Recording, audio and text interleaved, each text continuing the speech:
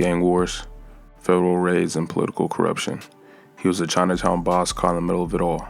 He went from gangster to a poster boy to a convicted felon. Welcome back to California Criminals. This is the story of Raymond, Shrimp Boy Chow. Born in Hong Kong in 1959, Raymond Chow didn't have it easy growing up. His nickname, Shrimp Boy, was given to him by his grandmother due to his small stature. Growing up, his father owned a barber shop, but lost his business to gambling debts when Chow was 8. The family moved into a single-room shack for a year until it burned down. Almost a decade later, Chow came to the United States with his parents at the age of 17, settling in San Francisco. He wasn't in the U.S. for long before getting into the gang life. He dropped out of high school and became involved with the Opps gang. The Opps was one of the most feared gangs on the streets of San Francisco's Chinatown. They were originally formed to help Chinese immigrants survive, offering protection, jobs, and a place to belong. They provided services for immigrants such as employment and housing opportunities. As time went on, they began to partake in illegal activities, and by extension, to the SF underworld. By the 70s and 80s, the SF chapter of Opps was deep in turf wars with rival gangs. Chow was first convicted of a crime in the United States in 1978 for an armed robbery in Chinatown.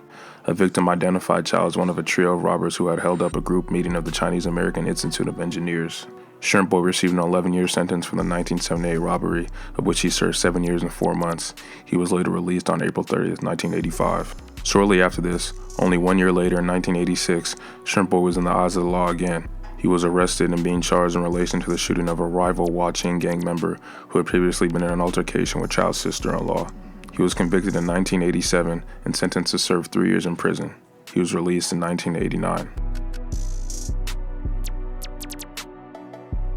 After getting convicted of firearms trafficking and racketeering in the mid-90s, Chow served time in prison and was released in the early 2000s. At this point, after being in and out of prison, Shrimp Boy wanted to flip the script. He wanted to do something positive with his life. He was teaching youth to stay away from crime, opening nonprofits, and he himself was staying out of trouble. Eventually, local media and government started to take notice. A former convicted felon was becoming a positive influence on his community. After ascending to the head of the CKT, which was a fraternal association in SF sometimes referred to as the Chinese Freemasons, Chow became a local public figure. He was a mentor to youth in his area, speaking to dozens of community groups each year. He even received praise from U.S. Senator Dianne Feinstein, and you can see him pictured here with current California Governor Gavin Newsom. And that was the early 2010s, and Shrimp Boy was enjoying his time as a public figure. But in the shadows, the game never stopped. While all of this was going on, the FBI was conducting Operation White Sweet. They were on the hunt for corruption in California. An undercover FBI agent had been introduced to Chow in May 2010, and soon after, during the June 2010 fishing trip to Hawaii, Chow told the undercover agent that he could introduce him to people who were into illegal activities. By February 2011, the undercover agent had set up a fake money laundering scheme with Chow and his associates. Apparently, the two had grown so close that Chow even told him that he knew of and approved of all the criminal activities in the CTK. This would later come back to haunt Shrimp Boy. According to the FBI, Shrimp Boy was back on top. Money laundering, gun trafficking, drugs, even hits were under his control. And guess what? He wasn't the only one who was playing dirty.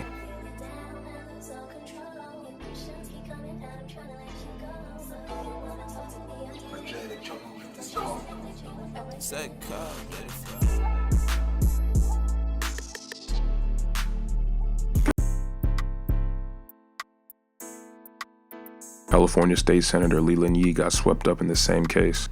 While Chow was being praised by some California officials, he was brokering underground deals with others. Now here comes in Leland Yee. Yee was a California state senator, a career politician, and an advocate for gun control. He even ran for mayor of San Francisco. But behind all this, no one knew that he was meeting with arms dealers in the city, or he thought he was meeting with arms dealers. He was actually meeting with undercover feds who were posing as members of a crime syndicate who were connected to Shrimp Boy. This was enough to bring everything down.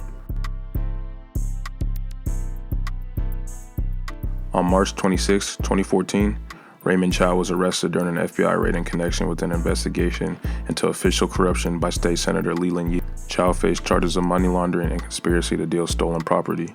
Later that year in July 2014, the feds expanded the crimes to include things such as racketeering, firearms dealing, and fraud, and in 2015, murder for hire was added. This was added after linking Shrimp Boy to the deaths of Alan Leung and Jimmy Kong. Leung and Kong were two prominent Chinatown leaders connected to the underworld who were both murdered. On January 8, 2016, Chow was found guilty on all counts. He was sentenced to 2 life terms plus 20 years, and he is currently still alive and serving his sentence. Now, if one could say anything about Raymond Chow, it's clear that his life blurred the lines between community leader and kingpin. His story exposes how deep the ties run between streets and politics in California. Thank you for tuning in to another episode of California Criminals. Let me know who you want me to cover next. If you like these videos, make sure you like, comment, and subscribe. Thank you.